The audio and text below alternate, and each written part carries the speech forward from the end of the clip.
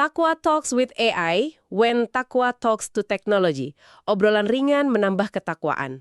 Assalamualaikum sahabat Takwa, selamat datang kembali ya di sesi pembahasan kita. Hari ini kita mau coba gali satu ayat yang fundamental banget. Satu momen kunci lah ya, yang sering kita dengar tapi mungkin belum kita renungkan sedalam-dalamnya. Tentang ketaatan mutlak versus pembangkangan pertama. Kita akan fokus ke surat Al-Baqarah ayat ke-34. Ini bukan cuma cerita masa lalu loh sahabat takwa, tapi ini kayak cermin abadi gitu. Tentang gimana sih seharusnya kita bersikap pada perintah Allah Subhanahu wa Ta'ala, terus gimana menghargai anugerahnya, dan juga betapa bahayanya satu sifat, kesombongan. Betul sekali. Ayat ini, وَإِذْ قُلْنَا لِلْمَلَائِكَةِ اسْجُدُوا لِآدَمَ فَسَجَدُوا إِلَّا إِبْلِيسَ أَبَى وَاسْتَكْبَرَ وَكَانَ مِنَ الْكَافِرِينَ. Yang artinya kan, dan ingatlah ketika kami berfirman kepada para malaikat, sujudlah kamu kepada Adam, maka sujudlah mereka kecuali iblis. Ia enggan dan takabur dan adalah ia termasuk golongan orang-orang yang kafir. Nah, ayat ini jadi semacam fondasi ya buat kita paham posisi mulia manusia itu gimana, sifat malaikat yang patuh itu seperti apa, dan juga akar dari godaan syaiton yang terus ada sampai sekarang. Insya Allah kita coba kupas bareng-bareng ya, berdasarkan penjelasan dari para ulama tafsir. Wah, menarik banget ini. Oke, mari kita mulai bahas. Mungkin bisa dari konteksnya dulu ya. Kenapa sih kok tiba-tiba ada perintah untuk sujud kepada Adam alaihissalam ini? Ada cerita apa sebelumnya? Iya, pertanyaan bagus itu.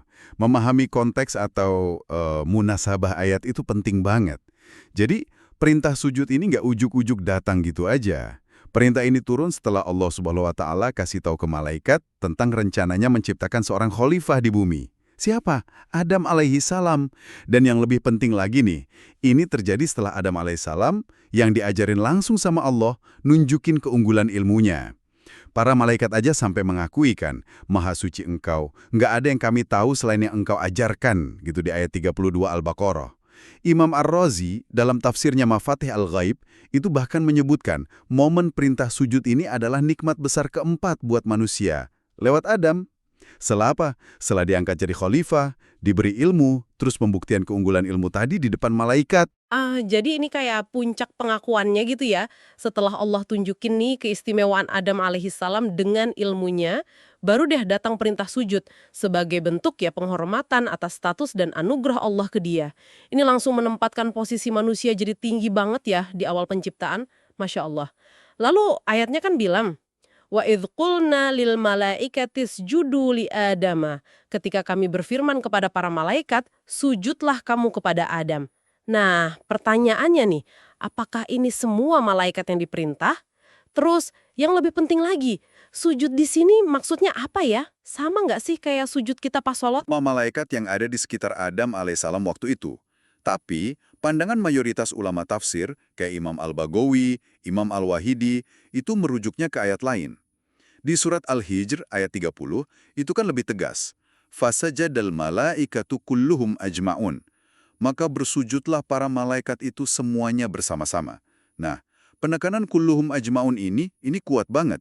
Mengindikasikan kalau perintah itu ya buat seluruh malaikat. Iya. Jadi semua ya? Iya, sepertinya begitu menurut mayoritas. Nah, sekarang soal makna sujudnya. Ini nih, poin krusial banget. Para ulama itu sepakat, atau ijma, ini bukan sujud ibadah, bukan penyembahan ke Adam alaihissalam. Jelas, ibadah itu mutlak hanya buat Allah Subhanahu wa Ta'ala. Oke, jelas. Lalu?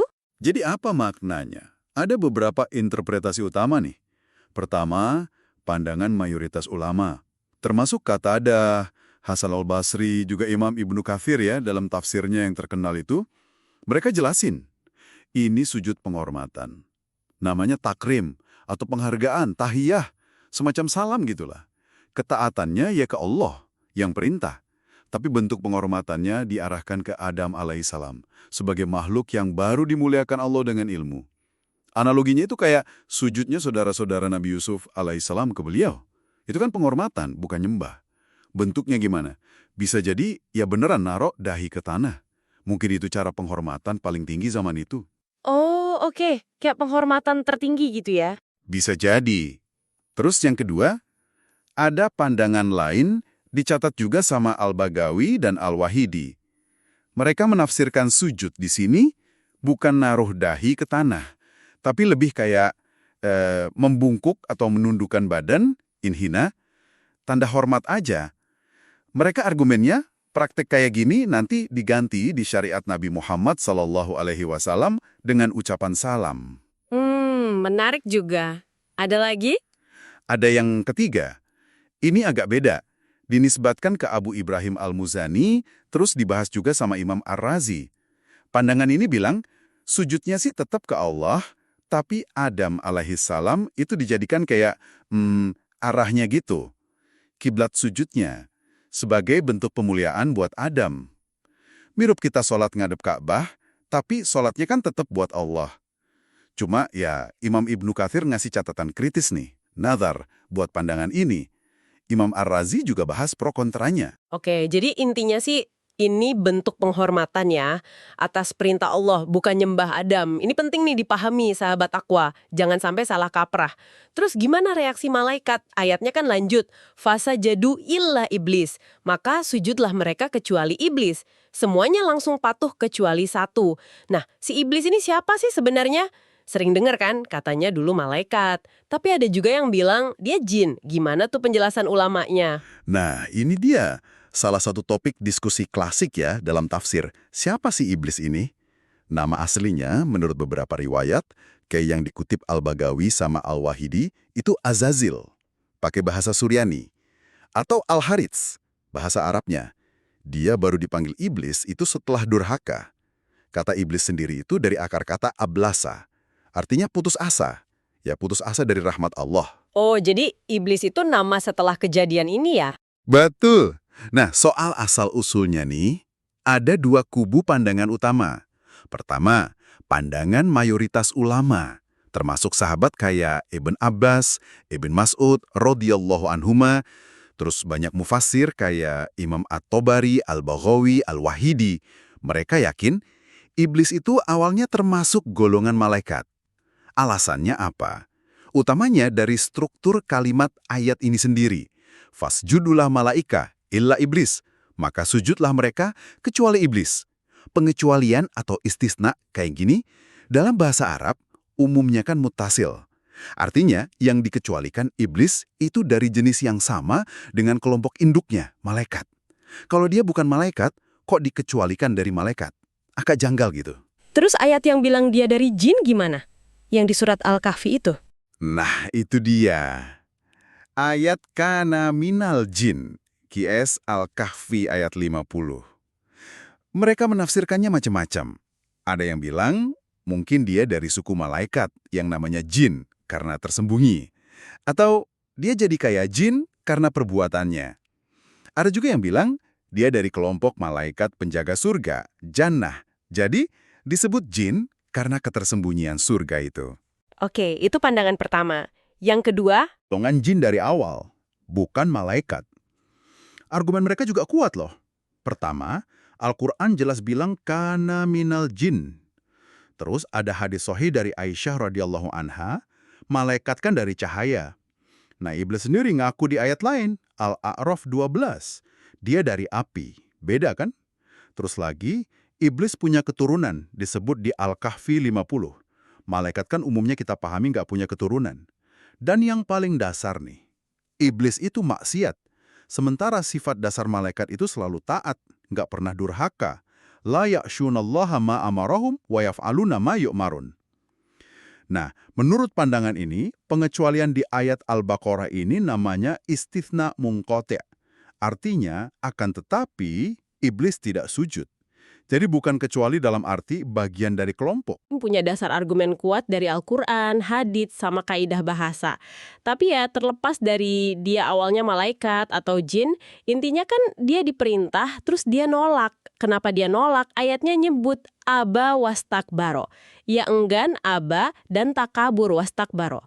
Apa persisnya makna enggan sama takabur di sini? Aba itu bukan cuma nggak mau ya, tapi nolak dengan sengaja. Membangkang secara sadar gitu terhadap perintah Allah Subhanahu wa taala. Sedangkan istakbaro, nah, ini kuncinya. Artinya dia merasa dirinya besar, kabir, sombong, merasa lebih agung terus mandang rendah Adam alaihissalam. Dia nggak mau tunduk pada perintah yang menurut dia itu merendahkan dirinya untuk hormat sama Adam. Jadi akar penolakannya iba itu ya kesombongan istikbar.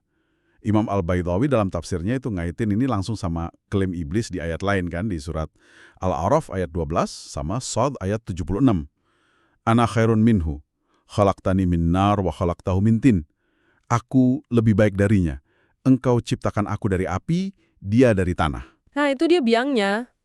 Merasa lebih baik. Persis. Penyakit utamanya itu. Merasa lebih baik karena asal-usul. Sombong.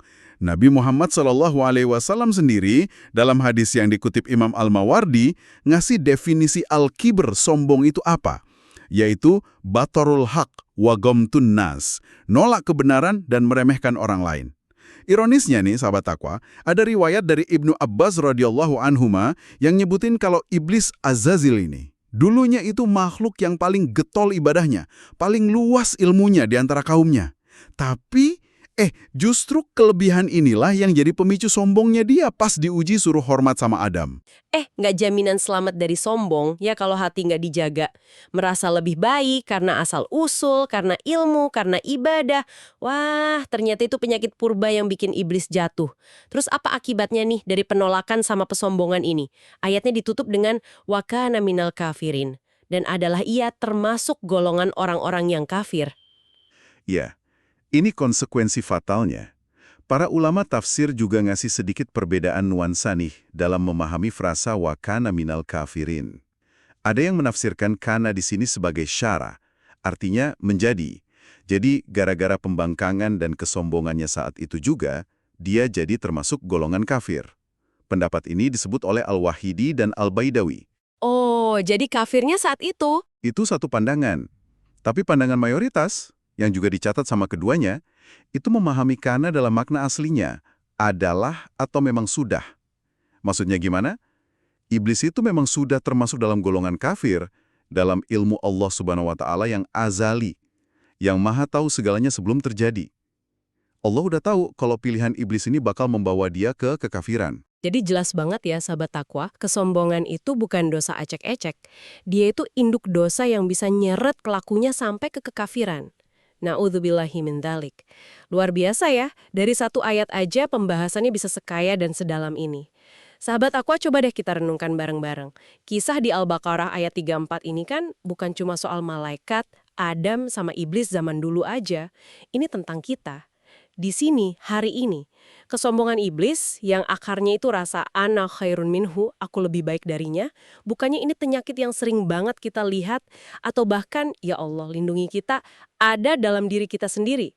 Merasa lebih baik karena suku, pendidikan, jabatan, harta, penampilan, atau bahkan yang paling halus nih, merasa lebih baik karena ngerasa lebih alim atau lebih soleh dari orang lain. Betul sekali. Bahaya kibir, sombong ini, nyata banget. Dan seringkali halus banget masuknya. Mungkin nggak se-ekstrim iblis ya, yang nolak perintah Allah langsung. Tapi manifestasinya di hidup kita bisa macam-macam. Meremehkan pendapat orang lain karena ngerasa lebih pinter. Mandang rendah orang yang beda status sosialnya. Berasa nasihat itu nggak berlaku buat kita karena datangnya dari orang yang di bawah kita. Atau bahkan nolak kebenaran yang disampaikan cuma karena bertentangan sama hawa nafsu atau gengsi kita. Itu semua cabang-cabang dari pohon kesombongan yang sama loh. Padahal Allah ingetin tegas banget. Inna akramakum indallahi atqakum. Sesungguhnya yang paling mulia di sisi Allah itu yang paling bertakwa. Al-Hujurat 13. Kemuliaan sejati itu ukurannya takwa sama rendah hati di hadapan Allah dan sesama. Bukan atribut duniawi, bukan juga amalan yang dicampuri rasa ujub atau sombong. Dan kontrasnya itu tajam banget ya sama marah malaikat. Pas perintah datang, apa coba reaksi mereka? Fasajadu, langsung sujud, nggak pakai diskusi, nggak pakai protes. Loh, kenapa mesti ke makhluk dari tanah? Nggak pakai nunda-nunda. Ini pelajaran luar biasa banget soal kepatuhan total ya. Sami'na wa ata'na gitu ya. Kami dengar dan kami taat pada perintah Allah Subhanahu wa Ta'ala. Bahkan mungkin pas akal kita belum nangkep sepenuhnya hikmah di baliknya. Ini soal kerendahan hati yang sejati. Ada satu hadis nih yang nyentuh banget dan relevan sama bahasan kita. Diriwayatkan Imam Muslim dari Abu Hurairah radhiyallahu anhu. Hadis ini sering dikutip para mufassir kayak Imam Al-Baghawi pas njelasin ayat ini. Rasulullah Shallallahu Alaihi Wasallam bersabda, yang maknanya kurang lebih gini. Kalau anak Adam baca ayat sajdah, ayat yang dianjurkan sujud tilawah, terus dia sujud, maka setan itu bakal nyingkir sambil nangis. Setan itu ngomong, celaka aku, anak Adam disuruh sujud, dia sujud, maka buat dia surga. Lah aku dulu disuruh sujud, aku malah nolak, ya buat aku neraka. Masya Allah, merinding saya dengarnya sahabat takwa. Hadis ini kayak ngasih kita bocoran ya, betapa setiap sujud kita karena taat sama Allah itu kayak pukulan telak buat syaitan. Betapa berharganya sujud kita di sisi Allah, dan betapa bencinya musuh kita itu sama ketaatan kita. Ini motivasi luar biasa sih buat kita benar-benar jaga sholat kita, perbanyak sujud kita, bukan cuma rutinitas ya, tapi sebagai wujud penghambaan, kerendahan hati, sekaligus perlawanan gitu ya terhadap bisikan kesombongan. Sahabat takwa, dari satu ayat aja nih, Al-Baqarah ayat 34, kita diajak merenung banyak banget hal. Pentingnya taat tanpa tapi, tanpa nanti, bahayanya laten kesombongan yang bisa ngerusak amal sebanyak apapun, kemuliaan yang Allah kasih ke manusia sebagai makhluk berilmu yang patut dihormati, terus perbedaan fundamental antara sifat malaikat yang tunduk patuh sama sifat iblis yang membangkang karena angkuh. Mungkin pertanyaan reflektif ya, yang bisa kita bawa pulang dari sini. Dalam interaksi kita sehari-hari ini, ada nggak sih jejak-jejak sikap ana khairun minhu tadi dalam hati kita? Pas kita ketemu orang yang beda, pas terima kritik atau nasihat, pas lihat pencapaian orang lain, dan gimana caranya kita bisa latih diri buat neladani kepatuhan malaikat, ikhlas nerima dan jalanin perintah Allah, sambil terus waspada sama virus sombong yang dihembuskan iblis ini? Pertanyaan penting banget itu untuk kita jawab dalam hati masing-masing ya sahabat takwa. Semoga obrolan kita kali ini nambah keimanan, ketakwaan, dan juga kewaspadaan kita, supaya kita terhindar dari sifat tercelah yang pertama kali muncul dalam sejarah ini. Host, speaker, dan expert speaker. Sampai jumpa di pembahasan mendalam berikutnya. Wassalamualaikum warahmatullahi wabarakatuh. Takwa Talks with AI, when Takwa talks to technology. Obrolan ringan menambah ketakwaan.